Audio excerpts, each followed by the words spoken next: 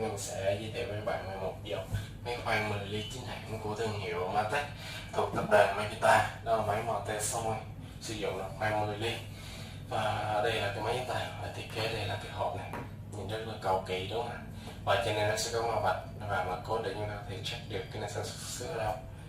Và tiếp theo đó là chiếc máy chúng ta. Đây thiết kế ngoài rất nhỏ gọn, phù hợp với người Việt Nam chúng ta vì tay cầm rất là nhỏ, cầm rất là chắc tay.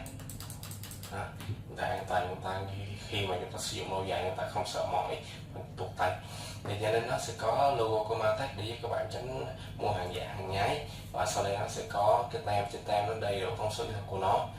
Maktec MT60 đầu khoan 10 ly, sử dụng điện 220V, công suất là 350W, tốc độ là từ 0 tới 3.000 vòng phút. Thì nó đã cấp tốc độ đa cấp.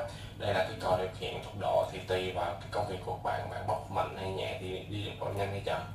Và chúng ta sẽ có một cái cần gạt đó chiều vào ra này, và trên đây nó sẽ có một cái tem chốt hàng giả đó. Và giờ sẽ test máy cho các bạn xem cái độ êm của cái máy khoan của chúng ta. Nên nó cột dây nó cũng rất là kỹ nè.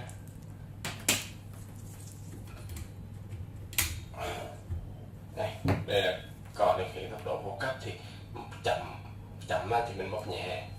Đây bạn hãy xem này. Còn muốn mạnh thì chúng ta sẽ bóp mạnh hơn. Rất là êm, cực kỳ êm luôn các bạn, theo nghe cái tiếng của nó.